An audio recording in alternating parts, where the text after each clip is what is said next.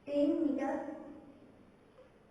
gamma equals to 18 kilonewton per meter cube, এই হলে এই ব্যাটারি হলে আর ফাই সমান দেওয়া আছে 30 ডিগ্রি। তো এখান থেকে আমরা পেয়ে যাব K A equals to 1 minus sin phi divided by 1 plus sin phi। Value বসালে 1 minus sin 30 divided by 1 plus sin 30 equals to 1 by 6। এবার আমরা ডাইরেক্ট ভ্যালু পুট করতে পারি যে কে এ গামা এইচ। তো এটা হচ্ছে আমার স্মল টি এ, স্মল টি এ সমান হচ্ছে কে এ গামা এইচ। তো কে এর ভ্যালু কত ছিল 1/3, এবার গামার ভ্যালু আছে 18, তাহলে 18 বসালাম আর হাইট হচ্ছে 10 বসালাম।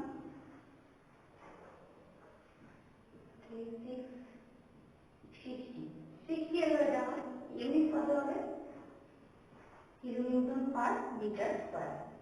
এই গামার আমার ইউনিট ছিল কত কিলোনিউটন পার মিটার কিউব, কিন্তু এবার এখানে আমি মাল্টিপ্লাই করছি এইচ। তো এইচ এর ভ্যালু এইচ এর ইউনিট কত না মিটার, মিটারটা যদি এর সাথে মাল্টিপ্লাই করি 1 মিটার কিউব আর এখান থেকে কেটে গেল, এটা দিয়ে হলো মিটার স্কয়ার, লিখেছি metre square kilonewton per metre square. আর কি তো কোনো ইউনিট নেই, এটা হলো অ্যাক্টিভ আর্থ প্রেসার। এবার হলো টোটাল অ্যাক্টিভ আর্থ প্রেসার যদি ক্যালকুলেট করি, টোটাল অ্যাক্টিভ আর্থ প্রেসার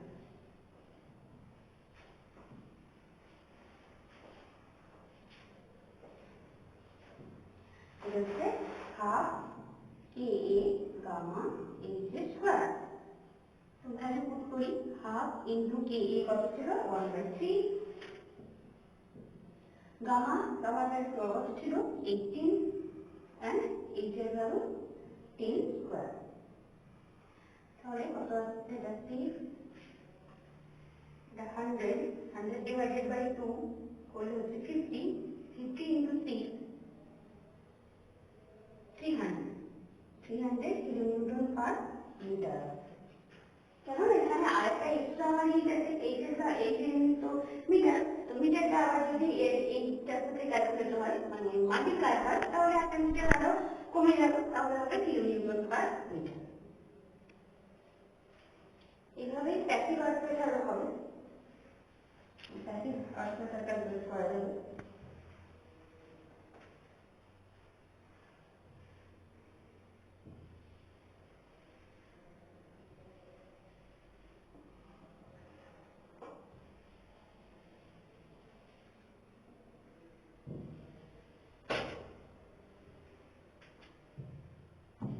আমরা যদি পিপি চাই তাহলে এখানে কি হবে প্যাসিভ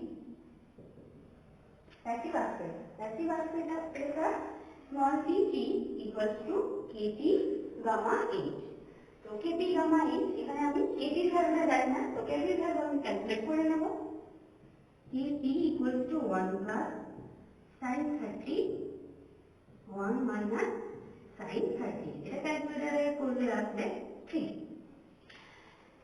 তো এবার এখানে ভ্যালু বসাবো, এটা জেনে গেছি কেপির ভ্যালু 3, 18 ইনটু 10, তাহলে এটা কত আসছে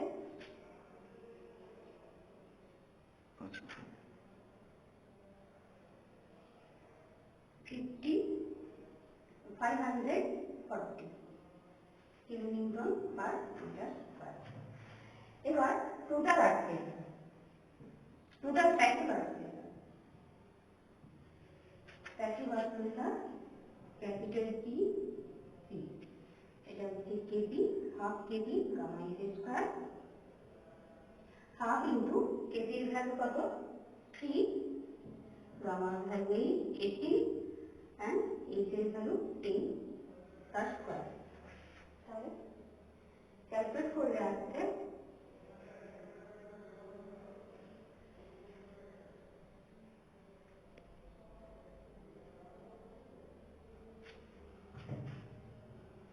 2700 kilonewton per metre.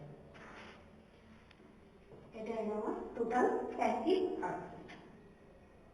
Today I will stop here.